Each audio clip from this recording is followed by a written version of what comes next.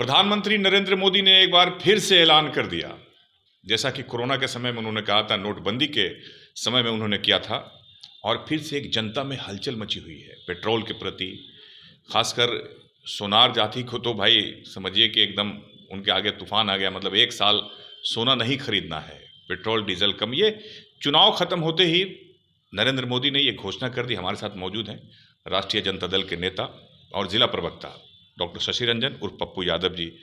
स्वागत है सर आपका। कैसे आप देखते हैं ये जो एक बैग मोदी जी आते हैं, बंगाल चुनाव खत्म होने के बाद, असम चुनाव खत्म होने के बाद घोषणा करते हैं, जनता में तो एक हलचल मची हुई है। सबसे पहले ईसा न्यूज को शुभकामना, उसके दर्शक और एंकर लोगों को भी शुभकामना। बहुत अच्छा प्रश्न आप किए हैं। प्रधानमंत्री जी का घोषणा आया है, हम भी यही कहना चाहते हैं अपने, मैं स्वयं और लोग से भी, कि प्रधानमंत्री जी स्वयं से प्रश्न करें कि जितना वो घोषणा किए हैं विगत 11 सालों में, उन घोषणाओं से देशवासियों का सकारात्मक असर कहाँ तक पड़ा है। आज के दिनों में जो घोषणा उनका आया है पेट्रोल को लेकर के, वर्क फ्रॉम होम को लेकर के, कड़वा तेल, सरसों के तेल को लेकर के, और अन्य क्षेत्रों में सोना जो खरीदने का जो मसला है, तो ये प्रधानमंत्री जो अब चाहते हैं कि मंगलसूत्र बिकना, तो पर कमेंट किए थे ही कि मंगलसूत्र बिक जाएगा। अब ये मना कर रहे हैं कि मंगलसूत्र खरीदाएगा ही नहीं 1 साल तक। हाँ, मंगलसूत्र खरीदने के लिए देश के महिलाओं को मना कर रहे हैं कि मंगलसूत्र मत खरीदिए। और प्रधानमंत्री जी का जो बात रहता है, उनका जो कार्यकलाप है, बिना एजुकेशन का कार्यकलाप है, और किसी भी देश को मजबूत करने के लिए एजुकेशन की आवश्यकता होती है। और प्रधानमंत्री जी के जब डिग्री रोका हुआ है, अपना डिग्री नहीं दिखा पा रहे हैं, तो देश का डिप्लोमेट हो, देश का आंतरिक हालात हो, आर्थिक हालात हो। यही प्रधानमंत्री जी का पहले भी बयान आया था कि रुपये के मुकाबले डॉलर के मुकाबले रुपये का कमज़ोर होना। आज के दिनों में प्रधानमंत्री जी स्वयं मंथन करें कि अब कितना रुपया पतला हो गया डॉलर के मुकाबले। क्या आज के दिनों में प्रधानमंत्री की गरिमा नहीं गिर रही है? देश के अर्थशास्त्रियों का कहना है कि ये अभी घोषणा जो कर रहे हैं, ये फरवरी में ही आ चुका था। ये फरवरी से ही संकट शुरू हो गया था, लेकिन ये घोषणा नहीं हो रहा था जो आज उन्होंने घोषणा किया। इस तरह के हालात, ऐसे प्रधानमंत्री जो बने हैं, जब से बने हैं उसी समय से देश नीचे की ओर जा रहा है आर्थिक व्यवस्था में।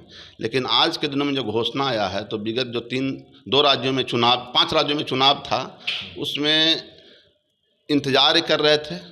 जो हालात अर्थशास्त्री का जो मूल्यांकन होता है, वो पढ़े लिखे होते हैं, उन्हीं के ग्राफ पे देश का अर्थव्यवस्था निर्भर करता है। प्रधानमंत्री उसको छिपा करके रखे बंगाल चुनाव के लिए, आसाम चुनाव के लिए, और अन्य पांडुचेरी चुनाव के लिए, या अन्य राज्यों में जहां चुनाव हुआ।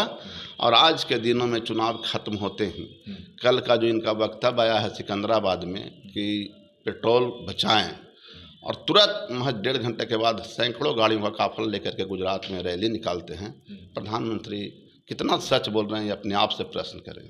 देश की जनता में तो हलचल मचा हुआ है सर। देश की जनता को आप क्या कहेंगे? देखिए, देश की जनता में हलचल है, तो देश की जनता चंद 15 दिनों के चुनाव में क्यों ठगा जाता है? देश के जनता से हम भी प्रश्न करना चाहते हैं आग्रह पूर्वक कि ऐसे प्रधानमंत्री जो आतंकवाद के नाम लेकर के, काला धन के नाम लेकर के, देश की सुरक्षा के नाम को लेकर के आए थे, इसमें हिंदू मुसलमान की तुष्टिकरण की राजनीति करके आए थे, जो ये बोले थे उसमें कहाँ तक सफल हैं? फिर इनको जनमत क्यों मिल जाता है?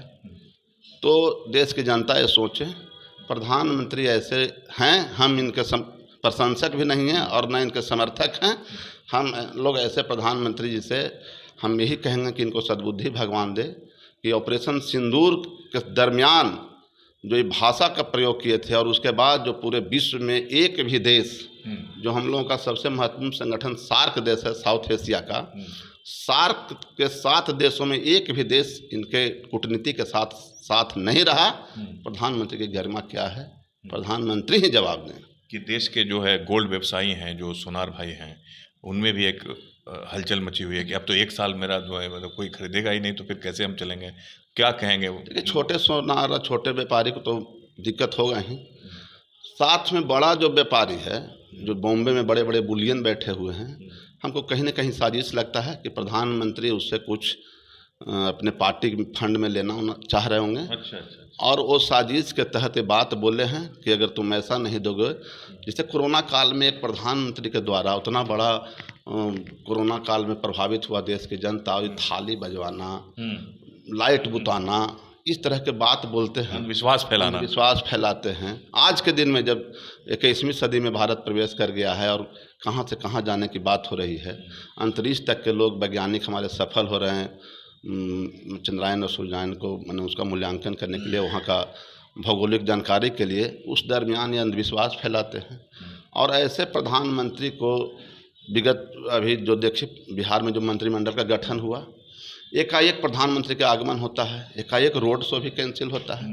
रोड शो इसलिए कैंसिल होता है कि चाहते थे कि मैं जाऊं तो पूरा लोग पॉजिटिव ले, लेकिन बिहार की जनता इनको समझ चुकी है कि इनका जो केंद्र में जो 8 मंत्री हैं, उन मंत्रियों के बारे में न हमारे बिहार वासियों को पता है और न केंद्रीय मंत्रियों को ये पता है कि इस हमारे मंत्रालय से बिहार का क्या विकास हो सकता है। इन लोग नेहरू और लालू जी में उलझे हुए हैं, काम नहीं करना जानते हैं, और देश को एक मैंने पहले से प्रोग्राम बना करके थोपा जाता है, अपनी नाकामी को छुपाने के लिए नया नया एक स्लोगन छोड़ा जाता है। एनडीए के लोग कह रहे हैं कि प्रधानमंत्री अगर सचेत कर रहे हैं देश के लोगों को तो क्या बुरा कर रहे हैं, पहले से सतर्क कर दे रहे हैं, लेकिन राहुल गांधी का कहना है कि अपनी नाकामी बता रहे हैं। प्रधानमंत्री आप जितना बात बोल सचेत किया जा रहा है, आपको सतर्क कर दिया जा रहा है पहले, नहीं, आप सतर्क हो जाइए। प्रधानमंत्री को सतर्क देशवासी को नहीं होना, प्रधानमंत्री को इस तरह से मजबूत होना चाहिए अपने देशवासियों के प्रति कि इस तरह का समस्या भी आएगा तो हम अपने जनता पर इसका एक रत्ती भर भी प्रभाव नहीं पड़ने देंगे। ये जो बात कल से बोले हैं प्रधानमंत्री जी, एक एजुकेशनल और एक संवैधानिक पद के लिए सुटेबल नहीं है, और बहुत ही इसका नकारात्मक असर देश पर गया है। प्रधानमंत्री तो विदेश जा रहे हैं, उनके विधायक मंत्री सारे विदेश जा रहे हैं, देश जा रहे हैं, चारों तरफ सारा चीज़ हो रहा है। आप सही प्रश्न किए। शुक्रवार को 5 देश के दौरा पर प्रधानमंत्री निकल रहे हैं। नीदरलैंड है, संयुक्त अरब अमीरात है और अन्य कई देशों में। जनता को मना कर रहे हैं और जनता को करेंगे तेल बचाइए, वर्क फ्रॉम होम कीजिए। सबसे बड़ा तो किल्लत जो आज बताए हैं फर्टिलाइजर का, 700 किसान का हत्या हुआ था हरियाणा में, आज तक उस पर एक बयान नहीं दिए।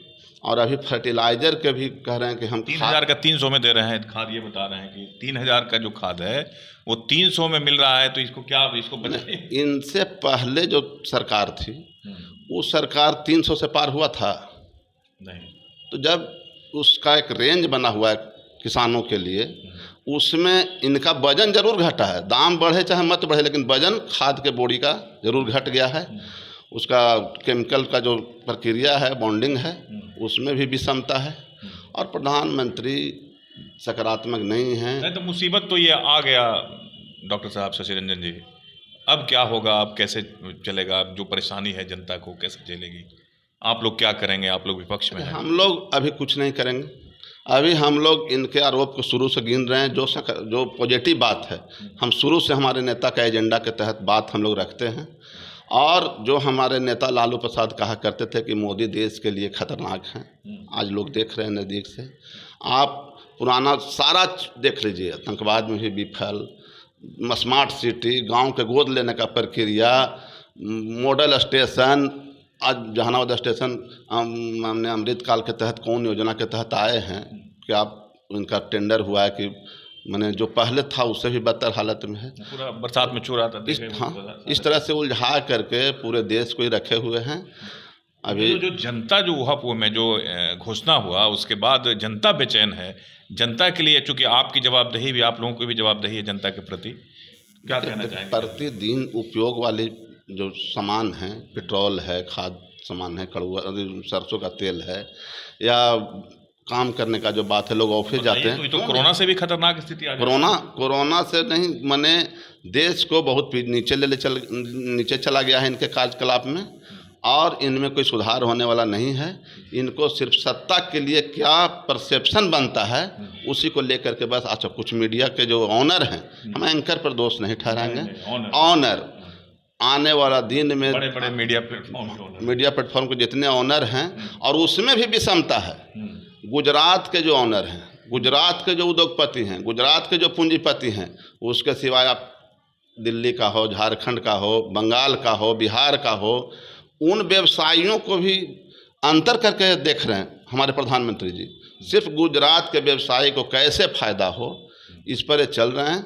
और हम हमारे नेता और जो हम लोग का एक एजेंडा है, हम इनके दिए गए बयान को कड़ा रूप से प्रतिकार करेंगे। और देश में जो बात रखनी है, हमारे जितने भी इंडिया गठबंधन के नेता है रख रहे हैं। और एक दिन आएगा कि इनको ऐसे प्रधानमंत्री को जो JNU तक के उच्च शैक्षणिक संस्थान जिसका पूरे दुनिया में नाम है, उसको ध्वस्त करने का प्रयास किए, जामिया मिलिया को ध्वस्त करने का प्रयास किए, तो जिस देश के प्रधानमंत्री एजुकेशनल इंस्टीट्यूट को बर्बाद करेंगे, उस देश को प्रधानमंत्री से देश की मजबूती की और विकास की आशा नहीं रखी जा सकती है। और हम इनके पर्दाफाश करने में हम लोग लगेंगे। इनकी खामियां को एक दिन देखिएगा कि भाजपा के वैसे कार्यकर्ता जो भाजपा को सींचे हैं, वही लेकिन उनको उतारेंगे। अभी तो बचाव कर रहे हैं कि सचेत किया जा रहा है जनता को। नहीं, इसमें सब प्रभावित है। जितने दल के लोग हैं, देशवासी दल में विचारधारा के तहत जाता है, नागरिक पहले होता है। ये तो कहावत है कि शहर में आग लगेगी तो उसमें घर हमारा भी है, तुम्हारा भी है। अब देखें, परसों पटना में जो TRE-4 के छात्र छात्राओं पर जिस बेरहमी से लाठी चला, और एक दिन पहले करोड़ों रुपया खर्च करके प्रधानमंत्री का आगमन हुआ, क्या गया था? छात्र में का क्या दोष था? आप सरकार बनाने के लिए घोषणा किए थे कि हम रोजगार देंगे, नौकरी देंगे, और जब हक मांगने गया तो आप लाठी दिए। और आज तक इनके गठबंधन में 21 साल बिहार में और 11 साल से केंद्र में आप सर्वे, सारा चीज़ का सर्वे है, क्राइम का सर्वे है, नौकरी का सर्वे है। आप ग्राफ उठा करके देख लीजिए, उसका आंकड़ा देख लीजिए, सारे क्षेत्रों में विफल है। सिर्फ प्रोपगंडा फैलाते हैं और उसमें हमारे जनता अभी ठगे जा रहे हैं। मतलब इंडिया में भी विद्रोह पैदा होगा, एक दिन आएगा ऐसा। एकदम विद्रोह होगा। और आपका उदाहरण हम देते हैं कि चाहे हेमंत बिश्व शर्मा, क्या भाजपा के शुरुआत से कैडर हैं, वो कांग्रेस के थे, उसके बाद भाजपा में आए हैं। और भाजपा का जो असम में कार्यकर्ता लड़ाई लड़ रहा था, उसको पद नहीं मिला। आप बंगाल में देखिए, बंगाल में जो मुख्यमंत्री बने हैं TMC के थे, उनको बनाया गया। बिहार में देखिए, हमारे पार्टी के प्रोडक्ट हैं सम्राट चौधरी जी, इनको बनाया गया। तो भाजपा में भी आक्रोश है, उनको मौका नहीं मिल रहा है, क्योंकि भाजपा के भी अच्छे अच्छे कार्यकर्ता देश के बारे में सोचते हैं, मौका नहीं मिल रहा है। जैसे हम लोग तो इनका प्रतिकार करते हैं और प्रतिकार करते रहेंगे। चलिए, बहुत बहुत धन्यवाद, आभार आपका। तो देश संकट में है, प्रधानमंत्री ने घोषणा कर दिया है। हमारे साथ राजद के जिला प्रवक्ता, राजद नेता डॉक्टर शशि रंजन उर्फ पप्पू यादव थे, जिन्होंने बहुत कुछ बताया कि देश कहाँ जा रहा है और आगे क्या होने वाला है। आप देखते रहिए हमारा खास कार्यक्रम, लाइक कीजिए, शेयर कीजिए और फॉलो जरूर कीजिए। नमस्कार। फ्री स्वास्थ्य सेवा माह के तहत कुर्मा संस्कृति मेडिकल कॉलेज एंड हॉस्पिटल लेकर आया है एक अनोखी पहल। 25 अप्रैल 2026 से सभी भर्ती IPD मरीजों के लिए हजारों से लाखों रुपए तक का इलाज बिल्कुल मुफ्त। यहाँ मिलती है 650 बेड की सुविधा और 250 से अधिक अनुभवी डॉक्टरों की टीम। सभी इलाज, सर्जरी, जांच, दवाइयाँ, यहाँ तक की डिलीवरी, नॉर्मल और सिजेरियन, सब कुछ फ्री। कुर्मा संस्कृति मेडिकल कॉलेज एंड हॉस्पिटल।